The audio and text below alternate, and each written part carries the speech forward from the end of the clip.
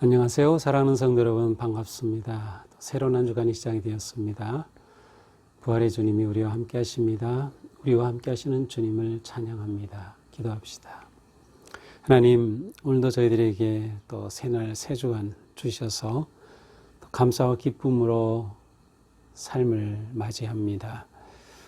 오늘도 하나님 주신 은혜와 사랑 안에서 하루가 복되게 하시고 또 더욱 주님의 뜻대로 거룩한 삶 잘 살아갈 수 있도록 인도하여 주시옵소서.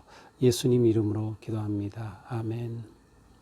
네, 오늘 말씀은 베드로후서입니다. 이제 오늘부터 또 베드로후서가 또 시작이 되는데요. 베드로후서 1장 1절에서 11절입니다. 베드로후서 1장 1절에서 11절입니다. 예수 그리스도의 종이며 사도인 시몬 베드로는 우리 하나님과 구주 예수 그리스도의 의를 힘입어 동일하게 보배로운 믿음을 우리와 함께 받은 자들에게 편지하노니 하나님과 우리 주 예수를 알므로 은혜와 평강이 너희에게 더욱 많을지어다.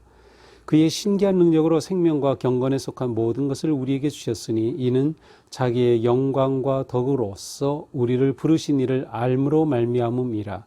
이로써 그 보배롭고 지극히 큰 약속을 우리에게 주사 이 약속으로 말미암아 너희가 정욕 때문에 세상에 썩어질 것을 피하여 신성한 성품에 참여하는 자가 되게 하려 하셨느니라. 그러므로 너희가 더욱 힘써 너희 믿음의 덕을, 덕의 지식을, 지식의 절제를, 절제의 인내를, 인내의 경건을, 경건의 형제 우애를, 형제 우애의 사랑을 더하라. 이런 것이 너희에게 있어 흡족한즉 너희로 우리 주 예수 그리스도를 알기에 게으르지 않고 열매 없는 자가 되지 않게 하려니와 이런 것이 없는 자는 맹인이라 멀리 보지 못하고 그의 죄가 옛 죄가 깨끗하게 된 것을 잊었느니라. 그러므로 형제들아 더욱 힘써 너희 부르심과 택하심을 굳게 하라. 너희가 이것을 행한즉 언제든지 실족하지 아니하리라. 이같이 하면 우리 주 곧 구주 예수 그리스도의 영원한 나라에 들어감을 너희에게 넉넉히 주시리라. 아멘. 자, 이제 오늘부터 베드로후서 시작인데요. 베드로후서는 당연히 베드로가 기록했겠죠. 베드로가 보낸 두 번째 편지이고요. 아마도 이 기록은 로마에서 하지 않았을까라는 생각이 듭니다. 이제 베드로 전서에 보면 바벨론이 언급되는데 이제 바벨론은 이 당시 로마를 지칭하는 그러한 표현이기도 하였죠. 시기적으로는 이제 로마 그 황제 가운데 그 네로의 아주 잔혹한 박해가 64년에 있었는데요. 아마도 이 전후로 좀 이르면 60년대 초반 아니면 이 당시 늦으면 한 60년대 후반 정도 이 사이에 이 베드로 전후서가 기록이 되지 않았을까 이렇게 생각을 합니다. 이것을 기록하게 된 것은 이제 베드로가 전하는 이 공동체 안에는 우리와 같은 그러한 그 평범한 또 신실한 성도들이 있었고요. 또 초신자도 있었고 또 한편으로는 거짓 교사들이 있었습니다. 그런데 이제 거짓 교사들의 문제는 예수 그리스도를 부인하는 것, 예수 그리스도의 심판과 재림을 부인하는 자들입니다. 이제 예수님의 재림을 부인하면서 자신들의 삶은 아주 방탕하게 이를 데 없었습니다. 그래서 이제 베드로 사도는 진정한 그리스도인의 삶이란 무엇인가, 특히 이런 박해 시대에 우리 그리스도인들이 어떻게 살아야 할까, 그들 안에 있는 이런 거짓 선지자들을 배격하고 바른 가르침을 주며 신실하고 거룩한 삶으로 성도들을 초대하고 가르치는 그러한 내용을 담고 있습니다. 자, 오늘은 이제 첫 시작이니까 편지인 만큼 인사로 시작이 되겠죠. 예수 그리스도의 종이며 사도인 시몬 베드로는 우리 하나님과 구주 예수 그리스도의 이름을 힘입어 동일하게 보배로운 믿음을 우리와 함께 받은 자들에게 편지하노니 하나님과 우리 주 예수를 알므로 은혜와 평강이 너희에게 더욱 많을지어다. 이 은혜와 평강으로 축복하는 것은 편지의 일반적인 형식이었습니다. 그러나 특별히 그리스도인들의 편지에 있어서는 이 은혜와 평강이 누구로부터 오는가라고 하는 것을 분명히 염두한 그러한 표현이죠. 자, 베드로는 자신을 그리스도의 종이라고 표현합니다. 예수 그리스도의 종이다. 이 종의 그 의미에서 아주 중요한 것은 종은 누구에게 속한 자, 누구의 소유된 자라는 뜻입니다. 그러니까 그 베드로는 나는 그리스도께 속한 자입니다. 그리스도의 소유된 자입니다. 라는 뜻이죠. 그러니까 자신 인생의 주인이 예수 그리스도이심을 고백하는 것입니다. 또한 그는 내가 예수 그리스도의 종이며 사도라고 표현함으로써 이 편지를 쓸 때에 이것이 권위가 있다. 그리고 중요한 그러한 예수 그리스도의 사도로부터 주어지는 편지이므로 이것을 의미 있고 아주 경건하게 받아들여야 한다는 그러한 의도, 마음도 담겨져 있습니다. 그러면서 이 편지를 받는 사람들이 보배로운 믿음을 우리와 함께하는 자들이다. 그래서 우리가 가지고 있는 이 믿음은 얼마나 보배로운 것인지 모른다. 이 보배로운 것을 빼앗기면 안 되는 거죠. 이 소중한 것을 지니고 있는 성도들임을 일깨워 줍니다.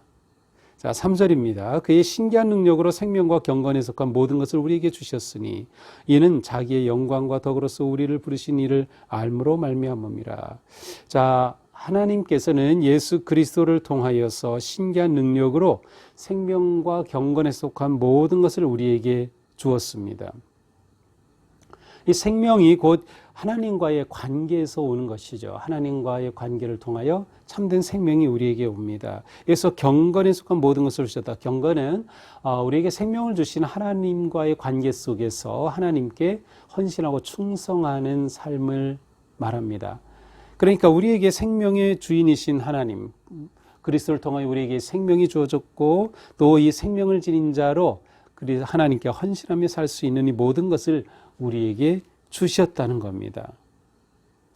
우리에게 주신 이 모든 것은 바로 우리를 부르신 이를 알므로, 우리를 부르시니 예수 그리스도를 통하여 우리를 하나님께서 부르셨음을, 그리스도께서 우리를 부르셨음을 알므로 우리가 이 놀라운 은혜 입은 자임을 말하고 있습니다. 자, 그러므로 우리가 하나님을 알게 될 때 여기서 안다라고 하는 것은 단순한 지적인 것을 의미하는 게 아니고요. 관계를 의미합니다. 그러니까 하나님을 안다, 그리스도를 안다라는 것은 아주 친밀한 관계 가운데 있다. 친밀감을 의미합니다. 4절, 그 보배롭고 지극히 큰 약속을 우리에게 주셨다. 자, 우리가 이 고난의 시대에 승리의 길을, 부르심의 길을 걸어갈 수 있는 중요한 원동력은 두 가지입니다. 하나는 하나님을 아는 것이에요. 하나님을 아는 지식입니다. 그리고 또 두 번째로는 하나님께서 우리에게 주신 그 약속을 붙잡는 것이에요. 이 약속 가운데서는 우리의 부활과 그리스도의 다시 오심까지 포함이 되어 있죠. 이것을 우리가 꽉 잡을 때 이것이 우리에게 힘이 되어서 우리가 넉넉히 고난의 시대를 살아갈 수 있는 겁니다. 그러므로 이렇게 우리에게 주신 그 약속을 붙잡고 우리가 하나님과의 친밀하고 깊은 관계를 맺고 있으므로 우리가 살아갈 때 정욕 때문에 세상에 썩어질 것을 피하여 4절입니다. 신성한 성품에 참여하는 자가 되게 하려 하십니다. 그리스도인의 삶의 궁극적인 그 모습은 신의 성품에 참여하는 자, 하나님의 거룩하신 모습을 지니는 것입니다. 우리가 하나님이 될 수는 없지만 하나님의 성품을 우리 안에 지닐 수 있는 겁니다. 그러면 그 성품을 어떤 모습으로 지니게 됩니까? 5절부터 7절입니다. 너희가 더욱 힘써 믿음의 덕을 덕의 지식을 지식의 절제를 절제의 인내를 인내의 경건을 경건의 형제 우애를 형제 우애의 사랑을 더하라. 자, 성화의 삶, 하나님의 성품에, 신적 성품에 참여하는 삶, 곧 성화의 삶에 참여하는 그러한 8가지 덕목을 여기서 소개하고 있습니다. 믿음으로 시작되죠. 믿음은 거룩한 삶의 출발입니다. 우리가 예수 그리스도를 믿음으로 우리의 성화의 삶은 시작이 됐어요. 믿음의 덕을 더해야 한다. 덕은 무엇인가에 합당한 삶을 덕이라고 하는데 이것은 곧 탁월한 믿음의 삶을 의미한다고 할 수 있어요. 무엇에 합당한 삶? 하나님께서 우리를 부르셨다고 하면 그 부르심에 합당한 삶. 우리가 하나님의 뜻을 깨달았다면 깨달음에 합당한 삶. 우리가 하나님을 안다면 하나님의 합당한 삶. 우리가 계명을 받았다면 계명에 합당한 삶. 그것이 덕이죠. 그래서 믿음의 덕을 더하고 덕의 지식을 더하라. 오늘 본문에서 이 지식, 암이라는 단어가 3번 이상 반복되고 있어요.